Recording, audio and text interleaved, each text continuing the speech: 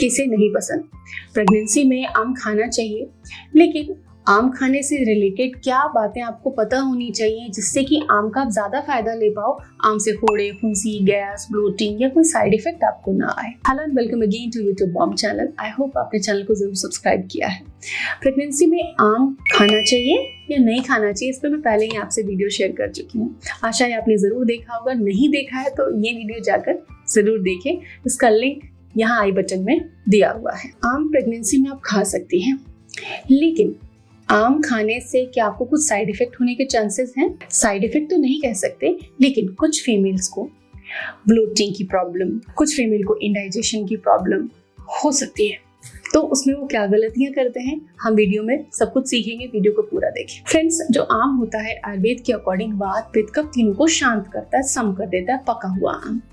अगर आप प्रेग्नेंट हैं, खट्टा खाने का मन करता है तो आप कच्ची केरी की चटनी खा सकते हो, लेकिन कच्ची केरी की चटनी अगर ज्यादा मात्रा में आप खाती हैं, मतलब दिन में बार बार हर चीज के साथ उसको लगा के खा रही हैं, तो हो सकता है कि एसिडिटी ट्रिगर करे। तो कच्ची केरी आप खाइए, लेकिन कच्ची फॉर्म में सीमित मात्रा में खाइए। अगर आप उसकी आम पना बना लेती हैं, कैरी का पना जो पकाकर बनाया जाता है, या फिर कच्ची कैरी की लौंजी आप प्रिपेयर करती हैं, तो कुक्ड फॉर्म में आ गया, उसे आप आराम से खा सकते हो। थोड़ी बहुत मात्रा ज्यादा भी खाओगे तो साइड इफेक्ट नहीं होगा, लेकिन एकदम कच्ची कैरी को आपको ज्यादा नहीं खाना है। अब हम बात करेंगे पके हुए आम की, जिसकी खुशबू और स्वाद दोनों ही बेहतरीन होते हैं और बिल्कुल टेम्पटेशन रहता है गर्मी के मौसम में आम खाने का।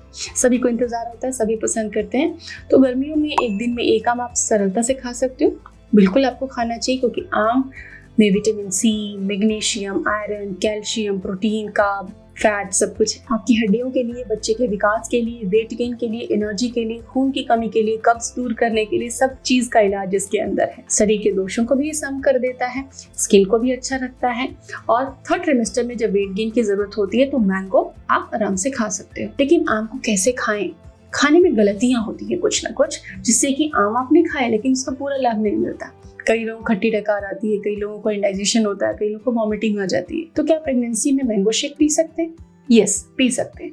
आम एक मीठा फल है, मीठे फल को दूध के साथ कंबाइन किया जा सकता है। तो आम खाने का बेस्ट तरीका ये है कि आम को एक इंडिपेंडेंट मील खाया जाए। ये नहीं कि आप खाना खा रहे हो, 4 कटोरियां लगी हैं, 5वीं भी लगा ली आम की, ऐसे नहीं आम को खाना चाहिए। कभी भी आम को अलग से खाना चाहिए। जैसे आपने खाना खा लिया, आधे घंटे बाद आपने आम खा लिया, ये फिर भी पॉसिबल है। या फिर आपने आम रस थोड़ा सा ले लिया, या फिर ब्रेकफास्ट के बाद जब एक छोटी भूख लगी तो मैंगो मिल्क का शेक बना लिया, जिसमें एडिशनल शुगर आपने नहीं डालना है।